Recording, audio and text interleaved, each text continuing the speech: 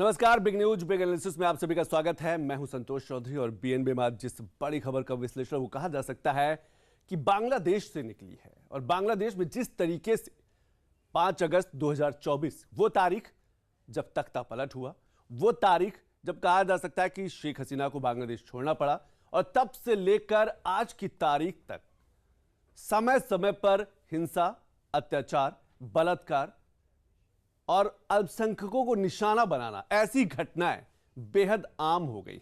और एक बार फिर बांग्लादेश में एक हिंदू युवक को सिर्फ ईश निंदा को लेकर कट्टरपंथी जो हैं वो उन्होंने निशाना बनाया। पहले पीटा, मारा, उसके बाद जिंदा जला दिया। ये जो है कहा जा सकता है कि ये बांग्लादेश, और शायद इसीलिए कट्टरता की तरफ धीरे धीरे बढ़ता जा रहा है।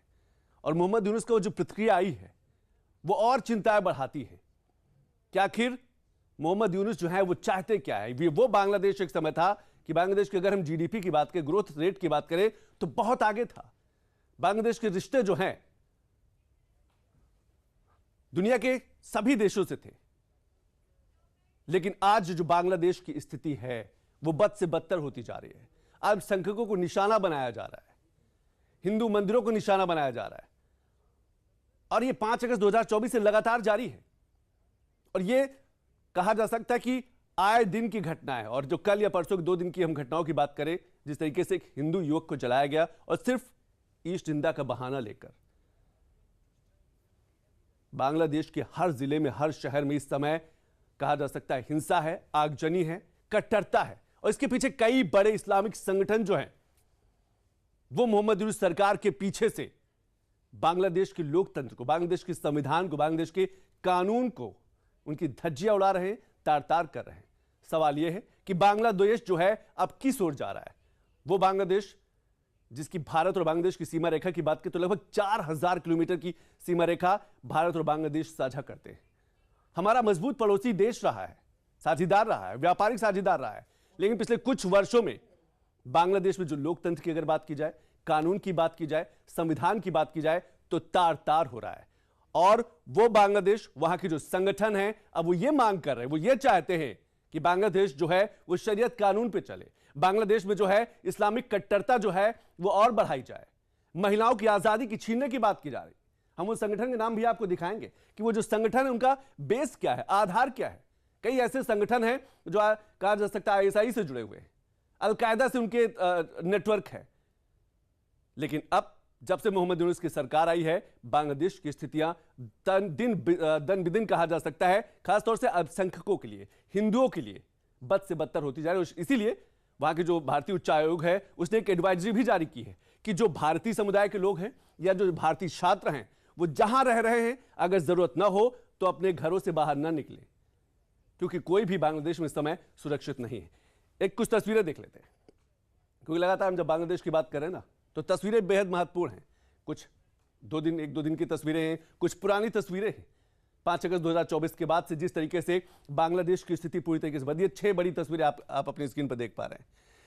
कट्टरता की राह पर बांग्लादेश, ये 1-2 दिन पुरानी की तस्वीरें हैं, कल की कुछ तस्वीरें हैं। डेली स्टार अखबार की इमारत पर हमला, आप सोचिए, लोकतंत्र के जो चौथे स्तंभ की बात करते हैं, जहां उन्हें लगा कि उनके जो विचारधारा के खिलाफ कोई आवाज बुलंद करता है, कोई आवाज उठाता है, उस पर हमला हो जाता है। ईश निंदा के नाम पर जला दिया जाता है, सरेआम पीट पीट कर मार दिया जाता है। दूसरी तस्वीर, भारतीय सहायक उच्चायुक्त कार्यालय पर भी हमला, जो भारत की एम्बेसी है, सहायक जो एम्बेसी है उस पर भी हमला हुआ। और इसीलिए भारत के उच्चायोग ने एडवाइजरी जारी की है भारतीय समुदाय के लोगों के लिए, भारतीय छात्रों के लिए जो वहां पर रह रहे हैं। सड़कों पर लगातार बवाल, कला और सांस्कृतिक संस्थान पर भी हमला है।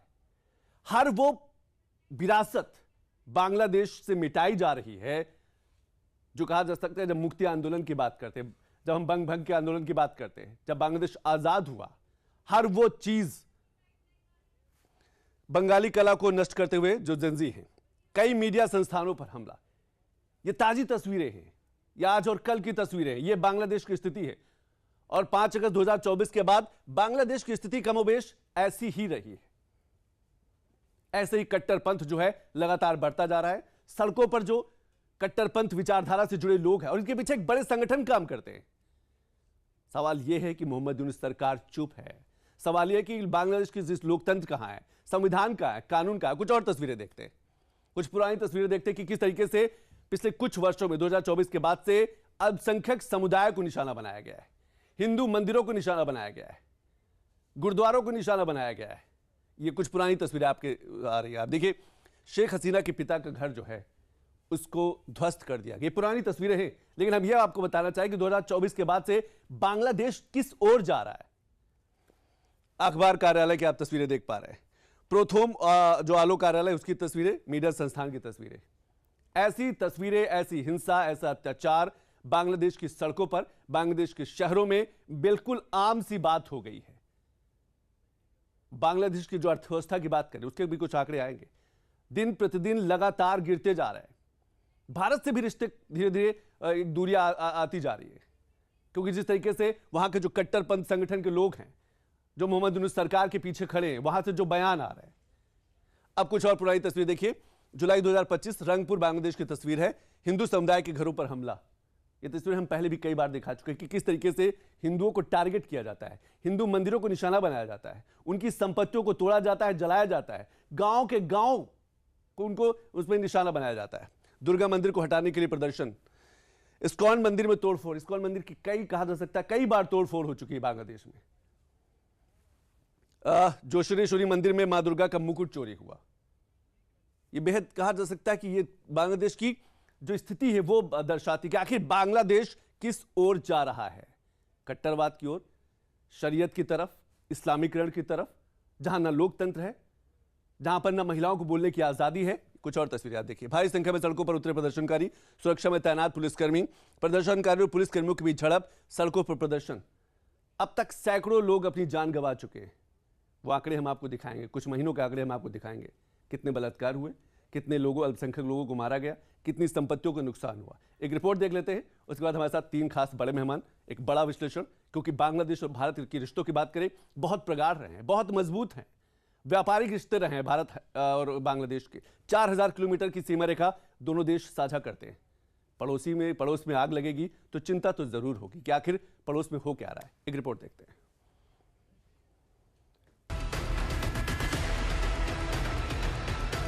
कट्टरता की सारी हदें पार करता बांग्लादेश, आतंक के रास्ते पर चलता बांग्लादेश, हिंदुओं और अल्पसंख्यक समुदाय को निशाना बनाता बांग्लादेश, और इन सब पर मोहम्मद यूनुस की चुप्पी की चीख दुनिया को बता रही है कि बांग्लादेश एक अलग रास्ते पर निकल चुका है, जहां न लोकतंत्र है, न कानून है, न संविधान है, बस हिंदुओं के साथ अत्याचार करना है।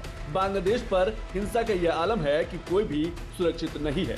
भारतीय उच्चायोग ने भी एक एडवाइजरी जारी की है कि जो बांग्लादेश में भारतीय हैं वो कैसे सुरक्षित रहें।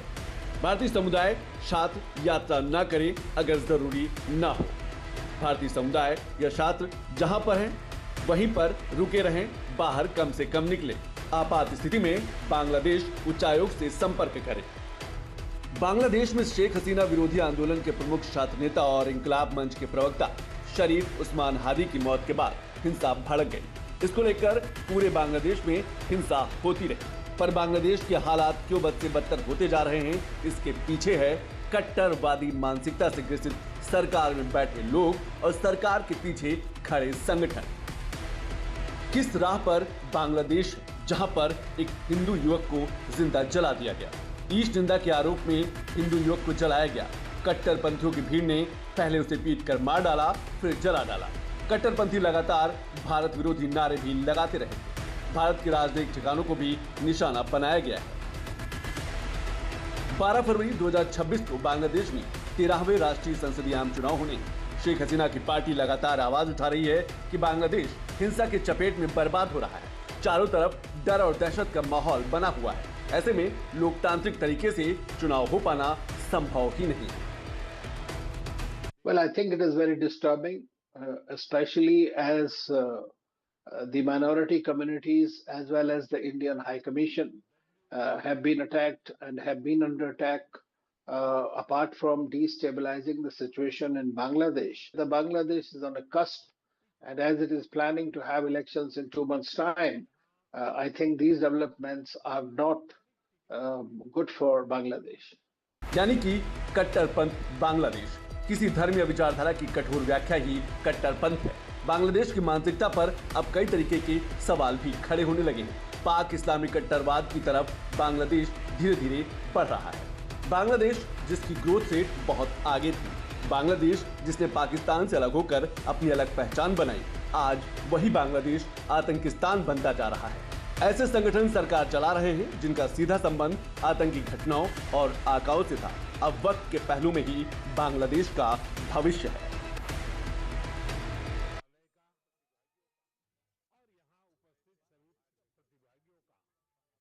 मुश्किल है क्योंकि पिछले 2 सालों में, 2 वर्षों में जिस तरीके से बांग्लादेश की स्थिति हुई है, जिस तरीके से बांग्लादेश ने अपनी उन जड़ों को खोदने का काम किया है, अपनी उन विरासत जिन्होंने आजादी दिलाई, उन निशानियों को तोड़ने का काम किया है, ये बांग्लादेश की मानसिकता पर कई तरीके के सवाल खड़ा करता है कि ऐसे कौन से कट्टरपंथ संगठन हैं जो महिलाओं की आजादी पर पाबंदी लगाना चाहते हैं, बोलने के अधिकार पर पाबंदी लगाना चाहते हैं, वो इस्लामीकरण की तरफ बढ़ना चाहते हैं, वो कट्टरपंथ को सरकार में शामिल करना चाहते हैं, जहां न लोकतंत्र होगा, न संविधान होगा, न कानून होगा। और शायद इसीलिए पिछले 2 वर्षों में बांग्लादेश में मरने वालों की संख्या की बात करें अगर हिंसा में और इस तरीके की घटनाओं में, तो सैकड़ों की संख्या है।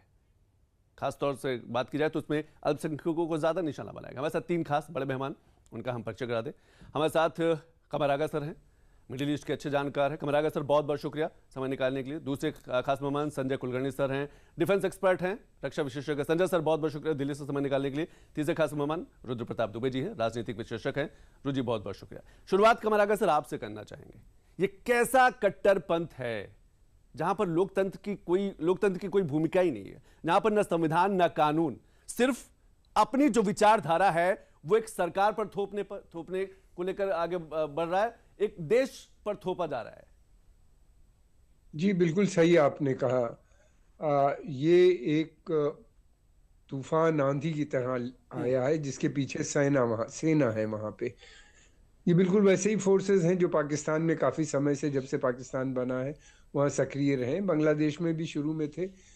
बांग्लादेश में पाकिस्तान से स्थिति थोड़ी फर्क है कि बांग्लादेश जो है उसमें क्लियर कट आपको विभाजन नजर आएगा। एक तरफ काफी बड़ी संख्या में, अधिकतर बल्कि मैं कहूँगा, लोग जो हैं वो सेकुलर हैं, भारत से अच्छे रिश्ते बनाना चाहते हैं। वो जानते हैं कि जो वहाँ पे उनको आज़ादी मिली है वो भारत की वजह से मिली है, और दूसरे ये भी समझते हैं कि भारत की सेना और लोगों ने बहुत बड़ी कुर्बानी दी है उस आज़ादी के लिए। लेकिन दूसरी तरफ ये भी है कि एक जमात इस्लामी और कट्टरपंथी संस्थाएं हैं जो हमेशा से हम देख रहे हैं बांग्लादेश को पाकिस्तान की तरफ खींचती हैं। सन 71 में बांग्लादेश का गठन होता है, आज़ाद होता है, इंडिपेंडेंट, और सन 74 में मुजीबुर रहमान को मार दिया जाता है।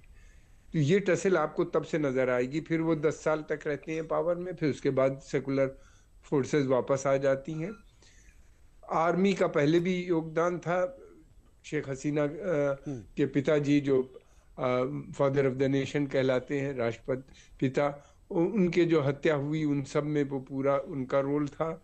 और अब के भी जो शेख हसीना को हटाया गया जिस प्रकार से, उसमें भी सेना का पूरा हाल था। सेना बहुत चालाकी से वहां काम कर रही है, अपने को पीछे रखा है, बिल्कुल सामने नहीं आती, और मोहम्मद यूनुस को आगे रखा है।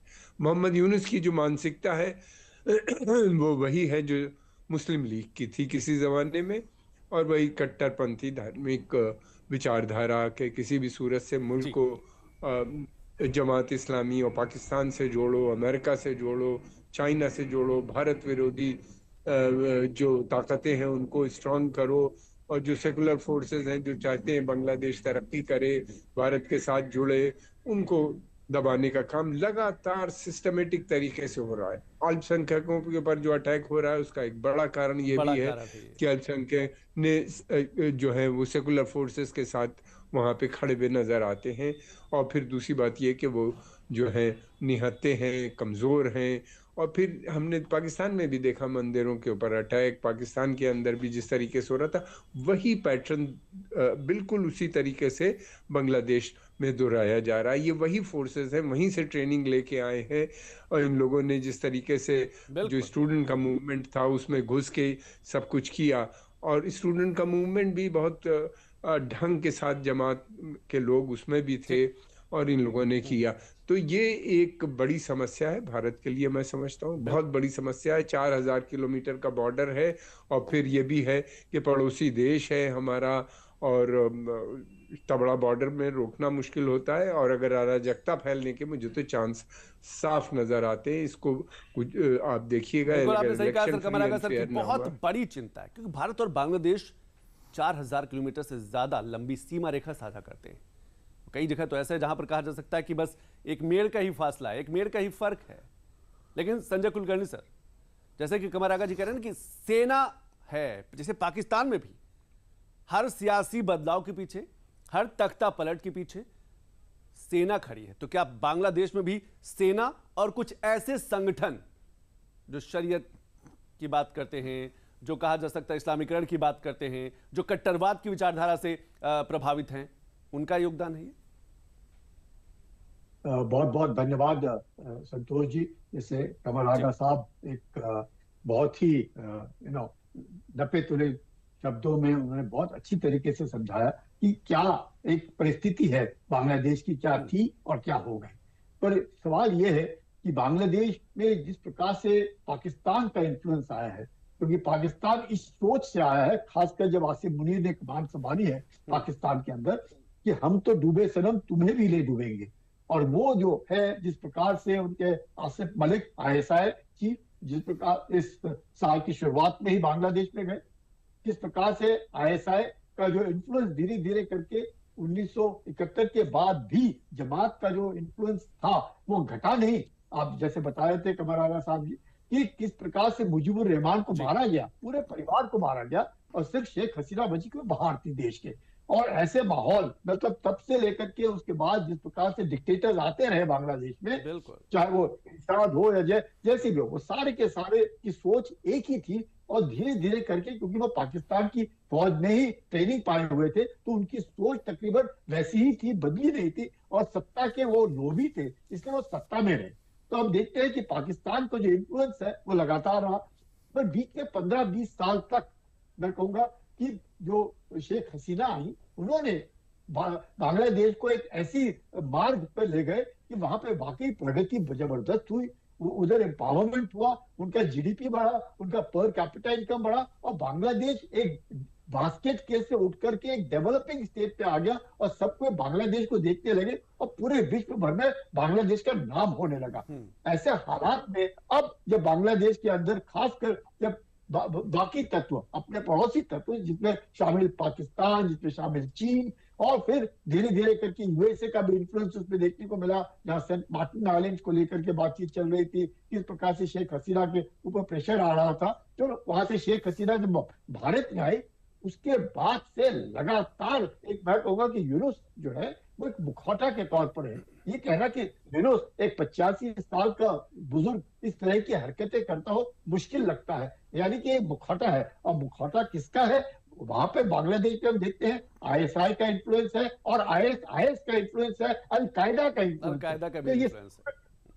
तो ये सारा जो इन्फ्लुएंस देख रहे हैं, और ये जो स्टूडेंट्स कम्युनिटी है, जैसे हम लोग बार बार कह रहे इनकलाब मंच जिसके लिए अपने उस्मान शरीफ उस्मान हाडी जो है वो उसके नेतृत्व कर रहे थे। और जब उनको गोली लगी और 3 मोटरसाइकिल धारकों ने जो, वो भी दिन दहाड़े 2:30 बजे दिन में गोली लगी है, तो ये समझ सकते हैं कि कहीं ना कहीं उनके बीच में ही टकराव है, बांग्लादेश के अंदर ही टकराव है। क्योंकि ये सोचता कि बांग्लादेश के अंदर सिर्फ किसी एक खास समुदाय के बरखलाफ नहीं, ये पूरा बांग्लादेश के अंदर जितने लोग, हाँ मैं जरूर कहूंगा ये एक हिंदू मारा गया है, हिंदू को जलाया गया है, वो एक हिंदू है, पर कई हजारों मुसलमान मारे जा रहे हैं। हाँ, बिल्कुल सही कहा, हजारों हिंदू, हजारों ऐसे प्रतिष्ठान। बिल्कुल संजय सर, मैं आपके पास आता हूँ, लेकिन मैं वो कुछ संगठन देख लेते हैं। वो देखना बहुत जरूरी है कि वो संगठन की मंशा क्या है, उनकी विचारधारा क्या है। हर संगठन का अपना एक आधार, एक अपना एक लक्ष्य होता है। वो संगठनों को देखना और समझना, और यही सारे संगठन मोहम्मद यूनुस सरकार के पीछे हैं। 2024 से लेकर अब तक जितने भी, चाहे स्टूडेंट मूवमेंट की बात करें, छात्र के आंदोलनों की बात करें या दूसरे आंदोलनों की बात करें, हिंसा की बात करें, समय समय पर इन संगठनों का हाथ रहा है। लेकिन देखते हैं कि एक संगठन की बात करते हैं, वहां पर है हिफाजत इस्लाम।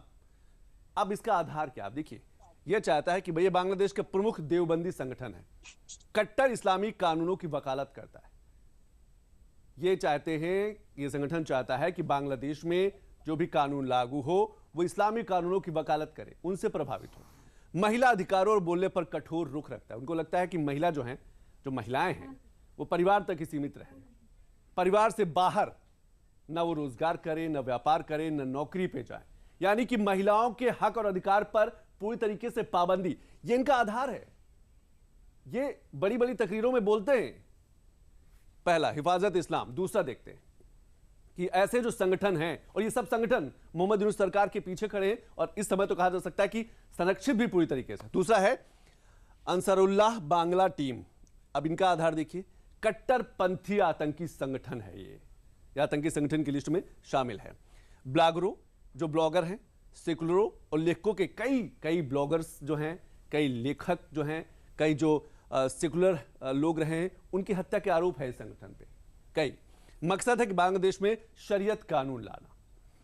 आतंकी संगठन अलकायदा से प्रेरित हैं। जैसे कि अभी संजय सर कह रहे थे ना कि अलकायदा हो, आईएस हो, आईएसएस हो, आईआईएस हो, ये सब कहा जा सकता है इनका असर है, इनका प्रभाव है इन संगठनों पर। और ये सब संगठन इस समय हिंसा कहा जा सकता है कि हिंसा को बढ़ाते हैं। तीसरा देखिए, जमातुल मुजाहिदीन बांग्लादेश में धमाकों और आतंकी गतिविधियों का लंबा इतिहास है, पुराना इतिहास रहा है कि जब शेख हसीना की सरकार है तब भी यह संगठन समय समय पर ऐसे आतंकी घटनाओं को अंजाम देता रहा है। लोकतांत्रिक व्यवस्था को गैर इस्लामिक मानता है। डेमोक्रेसी को, लोकतंत्र को, संविधान को वो गैर इस्लामिक मानता है। तीसरा है इस्लामी कानून की वकालत करता है। उनको लगता है कि नहीं, बांग्लादेश में पूरी तरीके से इस्लामी कानून होना चाहिए, लोकतंत्र नहीं रहना चाहिए, शरीयत कानून होना चाहिए और उसी के आधार पर आगे बढ़ना चाहिए। दूसरा और बहुत महत्वपूर्ण है, ये जमात इस्लामी, बहुत बड़ा संगठन, बहुत बड़ा महत्वपूर्ण संगठन बांग्लादेश का इस समय। कट्टरपंथी विचारधारा और शरीयत कानून लाना, महिलाओं को घर और परिवार तक सीमित करना। रुद्र जी, ये कुछ संगठन हम दिखा पा रहे हैं, ऐसे और हो सकते हैं छोटे बड़े संगठनों की। जमात इस्लामी अपने आप में ये देखिए आगे एक साथ, हिफाजत इस्लाम, अंसारुल्लाह बांग्ला टीम, जमात इस्लामी, जमातुल मुजाहिदीन बांग्लादेश। मैं कुछ 4-5 संगठन दिखा पा रहा हूँ। संतोष जी, चारों संगठन धार्मिक पहचान लिए हुए। हाँ, धार्मिक पहचान लिए हुए। तो लोकतंत्र पर किस तरीके से हमला करना है एक धार्मिक पहचान के द्वारा, जिसे आप जिहाद भी कह सकते हैं, जिसे आप धार्मिक रंग में रंगना कह सकते हैं। और आईएसआई का पीछे बैकअप है, इनको सभी को फंडिंग का बैकअप है। देखिए संतोष जी, एक आपको जरूरी बात बताता हूं कि किसी भी संस्कृति या राष्ट्र की उन्नति देखना हो तो आप देख लीजिएगा वो अपने सॉफ्ट पावर को वैश्विक स्तर पर कैसे लेके जा रहे हैं। और किसी भी संस्कृति और राष्ट्र का पतन देखना हो तो आप देख लीजिएगा अपने सॉफ्ट पावर के साथ वो क्या कर रहे हैं। बांग्लादेश में खंडित होती हुई मूर्तियों को देख लीजिए, जो वहीं के फादर ऑफ द नेशन की है। वहां पर आप ध्वंस होते हुए मंदिरों को देख लीजिए, वहां पर प्रथम ओलो और डेली स्टार पे हुए हमले को देख लीजिए। और वहां पर ये मुझे बताइए कि हादी की मौत से धनमंडी में जो छाया नट का ऑफिस है उससे क्या दुश्मनी थी? आप छाया नट में रखे हुए हजारों साल पुराने वाद्य यंत्रों को जला दिया गया, दुर्लभ किताबों को जला दिया गया। एक पॉलिटिकल मर्डर को आप अपने देश की सॉफ्ट पावर को जलाने में आप इस्तेमाल कर रहे हैं, तो आप ये विश्वास मानिए आप पतन के रास्ते पे आगे बढ़ चुके हैं। बांग्लादेश जिस तरह पिछले 1 दशक और अभी शेख हसीना के जाने के बाद बदला है, मुझे लगता है ये अपने आप में एक रिसर्च का विषय हो चुका है। देखिए पुलिस का कॉन्फिडेंस चला गया। शेख हसीना के जाने के 3 महीने बाद तक कई थाने खाली थे, पुलिस आती ही नहीं है, उसका कॉन्फिडेंस भी हिल गया। उसे ये मालूम नहीं अगली सरकार किसकी होगी, उसके ऊपर क्या मुकदमे लाद दिए जाएंगे, जनता कैसे बर्ताव करेगी। तो सेना के पीछे रखकर ये छुपने की कोशिशें हुई हैं। एक वहां का वेस्टेड प्रॉपर्टी एक्ट है संतोष जी, उस वेस्टेड प्रॉपर्टी एक्ट में जो सबसे बड़ा काम किया गया वो हिंदुओं की संपत्ति छीनने का किया गया। आप पलायन देख लें वहां से हिंदुओं का, 1947 22% की हिंदू आबादी और इतने वक्त की 7.95 की आबादी। ये आबादी कहाँ है? या तो आपने मारा है या पलायन हुआ है। तो आप एक राष्ट्र के तौर पर असफल हैं। आप अपने अल्पसंख्यकों को, मैं ये नहीं कह रहा कि आप उनको राजनीतिक भागीदारी देंगे, आप तो उन्हें नौकरी भी नहीं करने दे रहे। स्कूलों में घुस के हिंदू लोग मारे जा रहे हैं, उनके पूजा स्थलों को जला दिया जा रहा है। ऐसी तस्वीरें रुद्र जी देखी कि जो हिंदू सरकारी अधिकारी, सरकारी कर्मचारी जबरन इस्तीफा लिया गया, जबरन इस्तीफा लिया गया और उसकी वीडियोग्राफी कराई गई। संतोष जी, जो कल का विजुअल है आप देखें, फांसी पे चढ़ाया गया और लोगों के सामने आग लगा दी गई। संयुक्त राष्ट्र संघ ने क्या आंखों में पट्टी बांध रखी है? मानवाधिकार, हालांकि एमनेस्टी इंटरनेशनल लगातार बांग्लादेश में मानवाधिकार पर बोल रहा है, लेकिन वो जो तथाकथित क्या है, परिणाम क्या है? जी, वो कोट अनकोट वो तथाकथित जो लोग नोबल चाहते हैं उनको दिखाई नहीं पड़ता एक जलते हुए हिंदू की लाश, और ये बर्बर भीड़ कर रही है। और हम कैसे मान लें कि बांग्लादेश में लोकतंत्र है? देखिए, भारत ने एक कड़ी प्रतिक्रिया जताई है। उन्होंने विदेश उच्चायुक्त को तलब भी किया। उन्होंने ये भी कहा कि जो वहाँ से खबरें आ रही हैं हमले की, वो भी बेहतर नहीं है, और इस चीज़ को भी उन्होंने बड़े तौर पर एड्रेस किया। लेकिन मेरा फिर से यही मानना है कि चूंकि पड़ोसी देश है तो बहुत सी प्रतिक्रियाएं वैसे नहीं दे सकते जैसे कि देना चाहिए। गंभीर मुल्क की एक कवायद होती है कि आपको पहले सधी प्रतिक्रिया देनी होती है और पर्दे के पीछे बहुत से काम करने होते हैं। मुझे लगता है भारत सरकार अभी उसी पे काम कर रही है, और पहली नजर में देखें तो बांग्लादेश की स्थिति बेहद चिंताजनक है। बेहद चिंताजनक। संजय जी, ये बर्बरता कि एक हिंदू युवक को बाहर निकाला जाता है, पीटा जाता है, नग्न करके टांग दिया जाता है और उसमें आग लगा दी जाती है, ये जो बर्बरता है, ये जो कट्टरता है, हमें लगता है ये तो मतलब बांग्लादेश कि इस समय क्या स्थिति है ये कह पाना, बता पाना, समझ पाना भी बड़ा मुश्किल से हो रहा है कि वो जा किधर रहा है। संतोष जी, अपने पांव पे कुल्हाड़ी मारना, बांग्लादेश इस सोच वाला देश था ही नहीं। अगर ये देश इस सोच पे आ गया है तो इसके पीछे शायद हम भी कहीं सो रहे थे कि हम लोगों को नहीं पता चल रहा था कि हमारे पड़ोसी, जिसके साथ आपने बिल्कुल ठीक कहा, 4096 किलोमीटर लंबी बॉर्डर, सिर्फ 200 किलोमीटर तो बॉर्डर उसकी म्यांमार के साथ है, बाकी यानी कि हमारे आंख और कान सब उधर थे। उसके बावजूद इस तरह का आईएसआई और आईएसआईएस और अलकायदा का इन्फ्लुएंस होते रहना और इस तरह की कट्टरपंथा का वहां पे पलटना, एक वाकई जैसे कह बिल्कुल ठीक है, एक रिसर्च करना चाहिए, क्योंकि कितनी भी हो इस तरह की जो सोच है, ये सोच से बांग्लादेश बना ही नहीं। बांग्लादेश पंजाबियों से अलग क्यों हुआ? वो सिर्फ उर्दू भाषा से नफरत और बंगालियों की इज्जत और बंगालियों को जिस बुरी नजर से और नीची नजर से देखा जाता था, उसके लिए वो अलग हुआ अपने अस्तित्व के लिए। और वही अस्तित्व पाने के बाद वही बांग्लादेश के एक बहुत बड़े जो तबका है वो पाकिस्तान के साथ जाकर के मिलता है, और पाकिस्तान में जो उनका मुल्ला जो मुनीर बैठा हुआ है वो बार बार ये कह रहा है कि मैं ईस्टर्न फ्रंट एक्टिवेट करूंगा। ये क्या दर्शाता है? ये दर्शाता है कि मानसिकता में किस प्रकार के लोग थे। और इसमें कोई शक नहीं कि जमात जिसकी आप बात कर रहे हैं, ये 1947 से लेकर के 1971 में भी जब बांग्लादेश बना, ये बांग्लादेश से बाहर नहीं रहे, और हर इलेक्शन में 5% से ज्यादा कभी नहीं ज्यादा वोट नहीं मिले। लेकिन जिस प्रकार से चुपचाप बैठे हुए देख रहे हैं, कोई दखल अंदाजी नहीं दे रहे, कोई दिशा नहीं दे रहे, सिर्फ बैठे हुए हैं, ये दर्शाता है कि उनके नीचे वो कहीं ना कहीं उनका उसके साथ मेल मिलाप है, और उनकी जो सोच है वो भी उनके साथ मिलती जुलती है। इसलिए नहीं तो ऐसे कैसे हो सकता है? अवामी लीग का आज की तारीख में भी कम से कम 30-35% उनका दबदबा है। ये नहीं कह सकते कि ये अपना जो इनकलाब मंच है या अचानक आकर के उस वैक्यूम को फिल नहीं हो सकता। और वहां पर अभी भी आप देखें, एक तरीके से सोच है, हिंदू हो या अवामी लीग हो या फिर फ्रीडम ऑफ प्रेस हो, ये सब बराबर है। अब कौन लपेटे में आ गया उस भीड़ भड़ाके में, कुछ पता नहीं चल रहा है किसी को क्या हो रहा है। तो ये जो मानसिकता है, ये मानसिकता मुझे लगता है जरूर आईएसआई, क्योंकि जिस प्रकार से आईएसआई का चीफ वहां पर गया लेफ्टिनेंट जनरल आसिफ मलिक, और उसके बाद ये हरकत शुरू हुई, और उनको ये लग रहा है कि कहीं ना कहीं सिक्योरिटी के तौर पर सिलीगुड़ी कॉरिडोर को लेकर के नॉर्थ ईस्ट में कुछ कर पाएंगे, ये सोच करके तो कोई शक नहीं, चिंता का विषय है। हम लोग वेट एंड वॉच में है, और जिस प्रकार से इंडियन काउंसलेट के ऊपर हमला हो रहा है, पत्थर वहां पे रखे हुए हैं, उन पत्थरों के से उनके ऊपर मारामारी हो रही है, तो ये साफ दर्शाता है कि कहीं ना कहीं एक ऐसी जबरदस्त कट्टर मानसिकता उत्पन्न करने की कोशिश पाकिस्तान के द्वारा हो रही है। कट्टर मानसिकता उत्पन्न करने की कोशिश कहीं ना कहीं पीछे न कहीं कहा पाकिस्तान का हाथ, जो भारत के पड़ोस तक पहुंच चुकी है। मैं कमर आगा सलाब के पास आऊंगा, उससे पहले मोहम्मद यूनुस ने क्या कुछ कहा इस जो हिंदू युवक को मारा गया है, उसको जलाया गया है, उसकी हत्या को लेकर। हालांकि जो बाइट है वो बांग्ला में है, लेकिन जो लबो लुआब है वो सिर्फ यही है कि बस कहा जा सकता है कि एक औपचारिकता है। सुनते हैं। কিছুক্ষণ আগে সিঙ্গাপুরের পররাষ্ট্রমন্ত্রী ভিভিয়ান বালাকৃষ্ণন আমাকে টেলিফোনে এই হৃদয় বিদারক সংবাদটি জানিয়েছেন। ফেসিবাদ ও আধিপত্যবাদ বিরোধী সংগ্রামের এই অমর সৈনিককে মহান রব্বুল আলামিন শহীদ হিসেবে কবুল করুন, এই দোয়া করি। আমরা সবাই মিলে এই দোয়া করি। শরীফ ওসমান হাদির এই অকাল মৃত্যুতে আমি গভীর শোক ও দুঃখ প্রকাশ করছি। তার প্রয়াণ দেশের রাজনৈতিক ও গণতান্ত্রিক পরিসরে এক অপূরণীয় ক্ষতি। আমি তার রুহের মাগফিরাত কামনা করছি এবং শোক সন্তপ্ত স্ত্রী, পরিবারের সদস্যবৃন্দ, স্বজন ও সহকর্মীদের প্রতি গভীর সমবেদনা জানাচ্ছি। ये जो मोहम्मद यूनिस की प्रतिक्रिया थी, औपचारिकता थी, जो उस्मान हादी है, जो छात्र नेता है जिसको गोली मारी, उसको लेकर था, जिसको लेकर पूरे बांग्लादेश में हिंसा हुई, जिसके कहा जा सकता है कि हिंसा में वो जो हिंदू युवक है उस पर झूठे आरोप लगाकर उसको जलाया गया, मारा गया।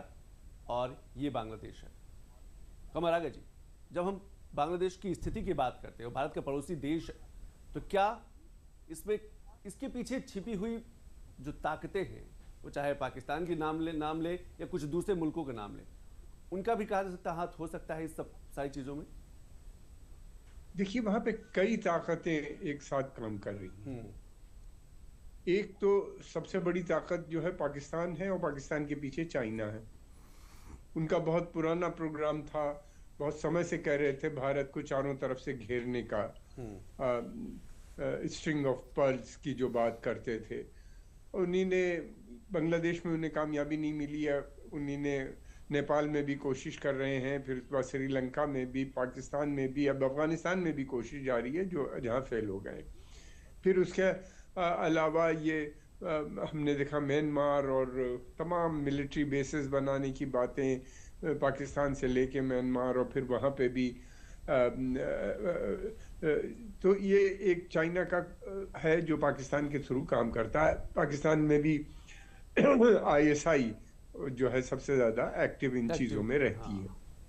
हाँ, दूसरी चीज ये है कि अमेरिका के बांग्लादेश पे काफी प्रेशर है कि वो जो है अमेरिका के साथ जुड़ने। अमेरिका वहाँ पे बेस भी चाहता है बनाना अपना, और वहाँ पे इस समय अमेरिकन सोल्जर्स भी काफ़ी मौजूद होते चले जा रहे हैं। एक वो भी ताकत है जिसका फ़ायदा बांग्लादेशी उठा रहे हैं। बांग्लादेश को लगता है कि क्योंकि अमेरिकन सपोर्ट है में, इस समय वो शेख हसीना के बहुत ख़िलाफ़ थी। शेख हसीना जो अमेरिकन इंटरेस्ट थे उनको सर्व करने पे नहीं राज़ी थी, तो उनको लगता है कि अमेरिका इस मसले पे बोलेगा नहीं। ह्यूमन राइट्स ऑर्गेनाइजेशन जो कुछ भी बोलेंगी ठीक है अमेरिका, लेकिन कोई सैंक्शंस या कोई इस किस्म की रिजीम चेंज की बात नहीं करेगा। तो ये भी फ़ायदा उनके पक्ष में नज़र आता है। और फिर उसके बाद ये कि पाकिस्तान तो बहुत समय से लगा हुआ था, ईस्टर्न फ्रंट खोलने की बात कर रहा था। कुलकर्णी साहब ने अभी काफ़ी विस्तार से बताया, और उसको एक मौका मिल गया वहाँ पे करने का। दूसरी बात ये भी है कि पाकिस्तान का हमने देखा है कि जब इंटरनल हालात बहुत ख़राब होते हैं तो वो कभी इंडिया में, कभी कहीं खासतौर से अटेंशन भी डाइवर्ट करता है, अपनी फ़ौज को दिखाता है कि हम बहुत शक्तिशाली हैं। बांग्लादेश में भी हमारा काफ़ी इन्फ्लुएंस पाकिस्तान का हमारी वजह से हो गया। इंडिया में हम लगातार जो हरकतें कर रहे हैं हम सब जानते हैं। तो इस तरह की वो बातें करता रहता है। दूसरी बात ये कि पाकिस्तान की जो सेना है वो बिल्कुल एक मर्सिनरी फोर्स की तरह है, मेरा मानना। जहाँ से उनको पैसा मिलता है उसके इंटरेस्ट को सर्व करते हैं वो पाकिस्तान।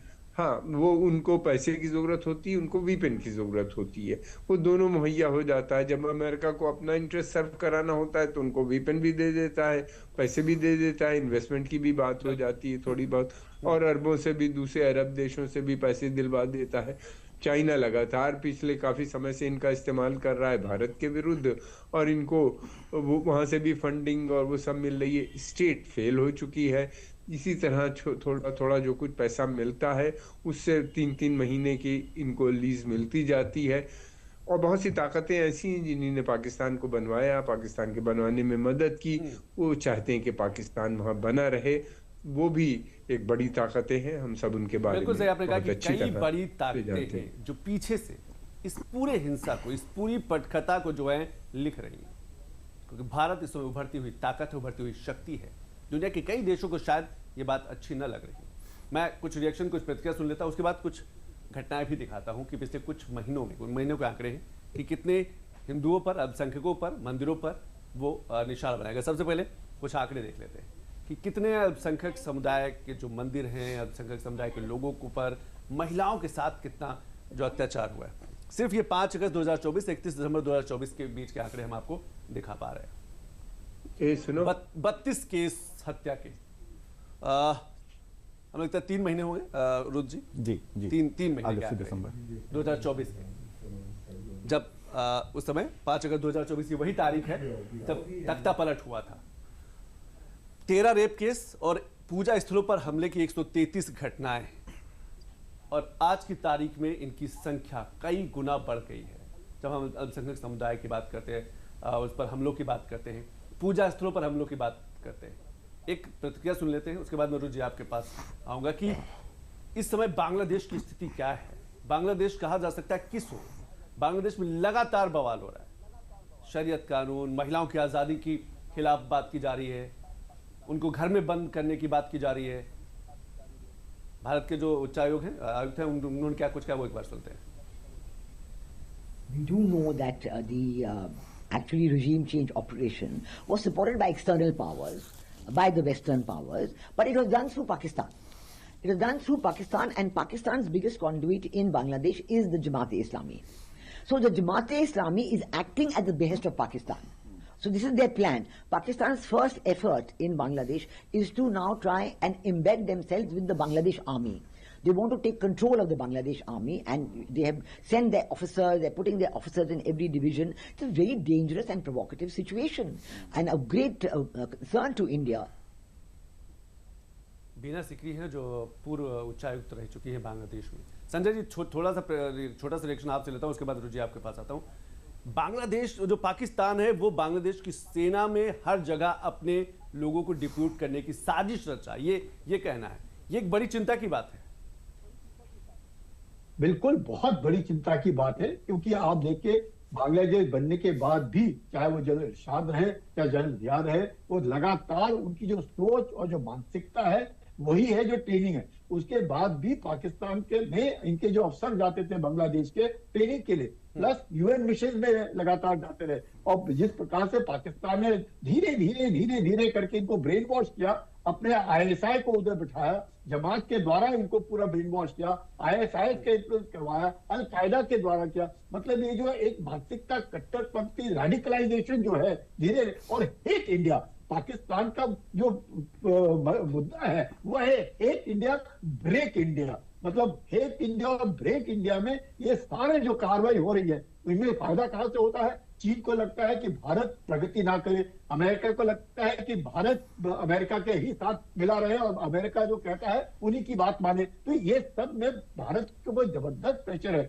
भारत अब विश्व की एक बहुत लार्जेस्ट इकोनॉमी है, भारत का अपना अस्तित्व है, अपनी स्ट्रेटेजिक इकोनॉमी है। हम नॉन अलाइन नहीं है, हम अलाइन विद पीस, मतलब पूरे विश्व भर में हम शांति के पक्ष में है, और ये सब कोई देखा नहीं जाता है इन लोगों को। और ये जो देश है जो बिल्कुल डिफंक्ट और किसी ना किसी प्रकार से फेल्ड स्टेट है, पाकिस्तान हुआ फेल्ड स्टेट है, ये एक आतंकी संगठन बैठा हुआ है पूरे विश्व भर में। अगर आतंक का कोई सौदागर है तो वो पाकिस्तान है, और पाकिस्तान से तो ऐसे इसमें पाकिस्तान को लगता है कहीं ना कहीं अमेरिका उसको कुछ देता है, चीन उसके साथ मिल जाता है, तो उसको लगता है कि उसका जो एक अस्तित्व है और उसका जो प्रेस्टीज है वो पूरे इंटरनेशनल एरिया में बढ़ गया। और आसिफ मुनीर को 2 बार खाने पे क्या बुलाया, तो उसको लगने लगा कि अब तो हम पूरे मुल्क के राजा बन गए, अब तो हम बांग्लादेश में जाकर के भारत के अंदर घुसेंगे, देखेंगे। तो ये जो सोच है, उनको लगता नहीं है कि भारत वो भारत नहीं है। भारत ऐसा मुल्क है जो जानता है,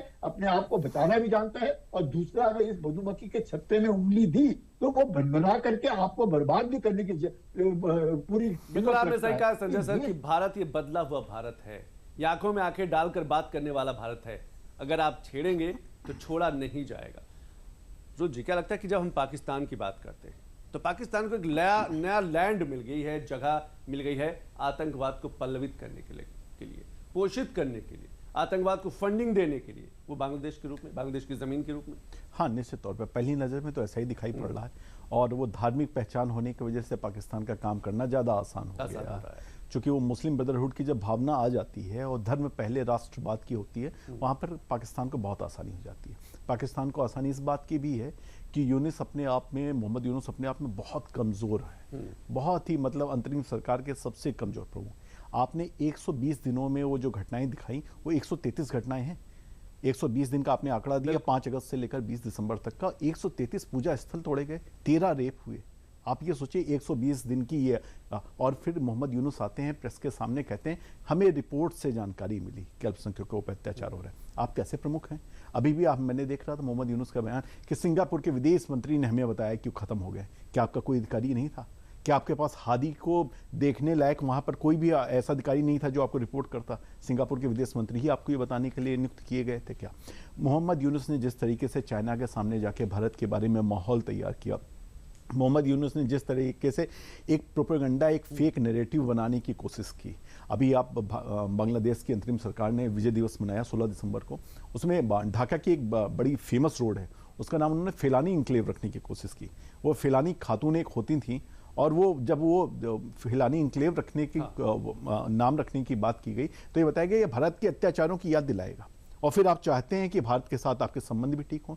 आप ही की यहाँ की एक पार्टी के नेता हैं, एनसीपी के नेता हैं हजरत अब्दुल्ला साहब, वो कहते हैं कि हम 7 सिस्टर्स को देख लेंगे, और फिर आप चाहते हैं कि आपकी भारत के साथ संबंध सही हो। मैं ये कह रहा हूं कि भारत बेहद गंभीरता से आगे बढ़ रहा है। अगर आपको किसी जिम्मेदार लोकतंत्र राष्ट्र को देखना है तो इतने वक्त भारत को देख लीजिए, अगल बगल की स्थितियां देख लिए, नेपाल से लेकर बांग्लादेश तक, और पाकिस्तान तो लगातार भारत में क्या करता है दिखाई पड़ता है। तो ये जो स्थितियां हैं उसके बावजूद भारत बेहद जिम्मेदारी भरे लोकतंत्र के तौर पर बर्ताव कर रहा है। वो उन्हीं चीजों को बोलना चाहता है, वो उन्हीं चीजों को करना चाहता है जो कम से कम सही होता हुआ दिखाई पड़े। यूनुस जिस तरीके से चाइना के हाथ में खेल रहे हैं, उन्हें पता नहीं है चाइना निवेश नहीं करता, चाइना लोन देता है, और फिर जब उसने लोन दे दिया तो वो एनी हाउ निकालना जानता है। किस तरह से निकालेगा, चाहे आपका देश बेच के उसको ले जाना पड़े, वो आपको निकालेगा। बांग्लादेश जिस रास्ते पे आगे बढ़ रहा, देखिए मोहम्मद यूनुस ने अपना जितना जीवन जीना था जी लिया। ये जो जंजी को आगे करके एक रचा गया कि जंजी ने लोकतंत्र को जिंदा रखने की कोशिशें की हैं, वो कल छाया नट के बाद पूरा टूट सा गया है। देश में कोई स्थितियां बरकरार नहीं है, कहां कब आग लग जाए, कब कौन सा लोकतंत्र का खंभा गिर जाए, कौन सी मूर्ति खंडित हो जाए, आपको पता नहीं है। मोहम्मद यूनुस कल रहे कि ना रहे, फरवरी में चुनाव में वो लड़ पाए कि ना लड़ पाए, जो लड़ रहा है वो जिंदा रह पा रहा है कि नहीं पा रहा, ऐसी स्थितियां बेहद खतरनाक है। मुझे लगता है देश, विश्व की बड़ी आर्थिक शक्तियों को, महाशक्तियों को अब कम से कम बांग्लादेश की तरफ रुख करना चाहिए। एक ट्रम्प का मुझे बयान याद आता है जब उन्होंने प्रेस के सामने कहा था कि बांग्लादेश को हमारे मित्र मोदी देख लेंगे। उसके बाद वो उस पर क्या प्रतिक्रिया दे रहे हैं, कहां आगे बढ़ रहे हैं, मुझे लगता है अब इस पर वैश्विक जगत में बात हो जानी चाहिए। बिल्कुल, 13 फरवरी को हमें लगता है बांग्लादेश में चुनाव है, चुनाव के बाद पता चलेगा क्या कुछ है। लेकिन कांग्रेस सांसद शशि थरूर हैं, उन्होंने इस बांग्लादेश की इस पूरी घटना को लेकर, लगातार जिस तरीके से बांग्लादेश में हिंसा हो रही है, आंदोलन हो रहा है, अत्याचार हो रहा है, निशाना बनाया जा रहा है, भारत के खिलाफ कहा जा सकता है नारेबाजी हो रही है, उसको लेकर क्या कुछ कहा, वो एक बार सुन लेते हैं। I'm very disappointed by this news coming from Bangladesh. As you know, the Foreign Affairs Committee of Parliament just issued a report in which we urge the government to engage constructively with the government of Bangladesh and try to move relations to a stable level. This is a relationship we have a great stake in. After all, we were instrumental in the freedom of Bangladesh in 1971, and after all these years, we cannot suddenly abandon the people of Bangladesh. Those elements that have always taken advantage of a minority anti-India sentiment in the country are trying to unleash those forces to promote their own interests. So from that perspective, I think it was appropriate that the government, the Ministry of External Affairs, called in the Bangladesh High Commissioner, and has certainly made clear to him from what we could see that those activities that we are seeing on the ground, which are against our consulates, which could put both the lives of our diplomats and our property in some risk, and those of minority communities in Bangladesh have to be respected, and that these should not be tolerated in the interests of friendly relations between states. कमर अगर समझ लगता है कि किसी भी देश में जब खुलेआम शरीयत कानून लागू करने की बात होने लगे, कट्टरता को प्रमुखता दी जाने लगे, तो मुझे लगता है कि लोकतंत्र, संविधान, कानून और उस देश के लिए भी, उस देश के विकास के लिए, डेवलपमेंट के लिए भी एक बड़ी चिंता है, बड़ी चुनौती है। जी, आपने बिल्कुल सही कहा। ये समस्या बहुत बड़ी है, बहुत बड़ी है। तमाम मुसलमान देशों के लिए, बांग्लादेश तक सीमित नहीं है, पाकिस्तान में भी है, और हम देख रहे हैं कि इंडोनेशिया, मलेशिया में भी जिस तरह की ताकतें उलट रही हैं। अरबों में तो बहुत काफ़ी समय से इसको अरब मनी काफ़ी इसके लिए इस्तेमाल की गई, इन शक्तियों को बढ़ाने के लिए।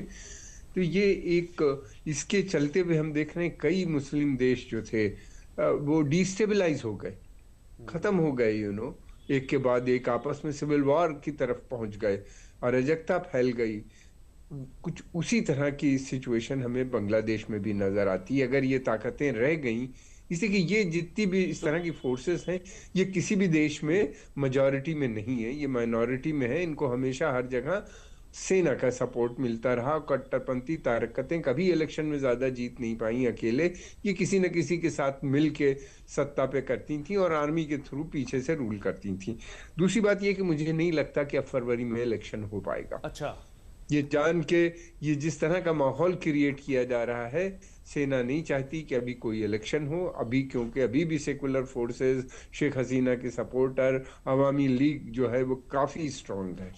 तो उससे पहले जिस तरह का ये हो रहा है, अगर सेना चाहे तो 2 मिनट में ये सब रुक सकता है, कोई ऐसी मुश्किल बात नहीं है। लोग की भी सपोर्ट है, और वहाँ के जो लिबरल मुस्लिम ऑर्गेनाइजेशन है, सूफी जो संस्थान है, वो बार बार अपील भी कर रहे हैं कि ये बंद होना चाहिए। लेकिन यह है कि सेना चाहती ही नहीं कि ये बंद हो, और ये मुझे लगता है कि ये इलेक्शन को रोकने की प्रक्रिया शुरू हुई है।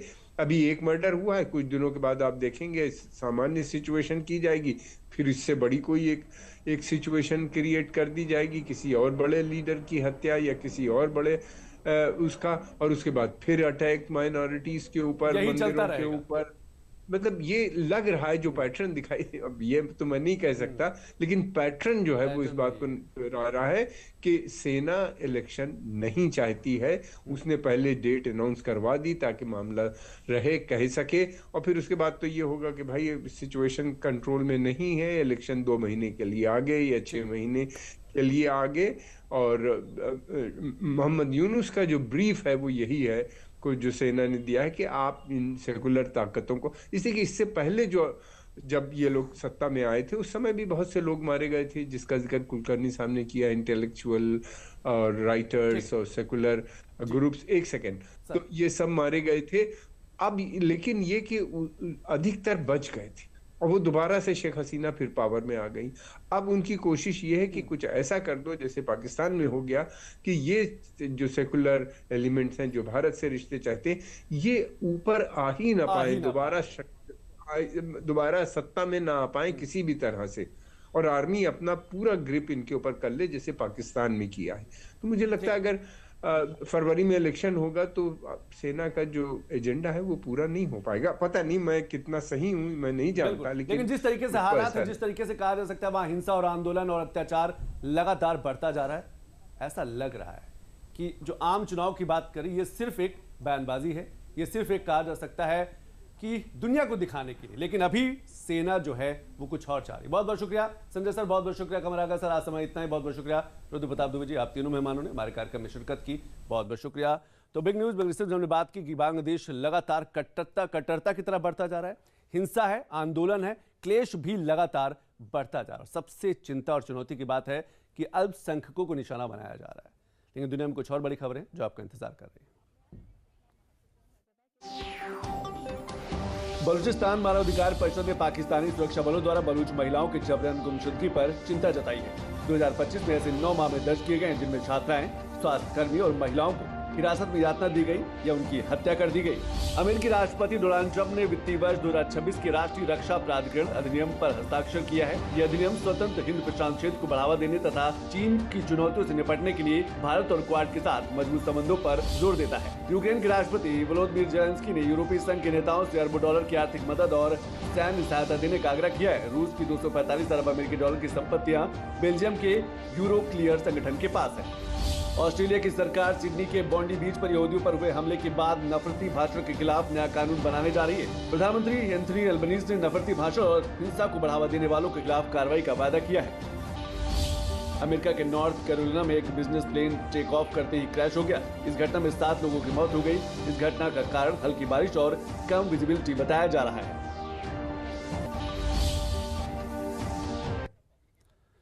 तो इसी बड़ी खबर के साथ बिग न्यूज बिग एनालिसिस में आज बस इतना ही। कल फिर मुलाकात होगी, तब तक के लिए नमस्कार।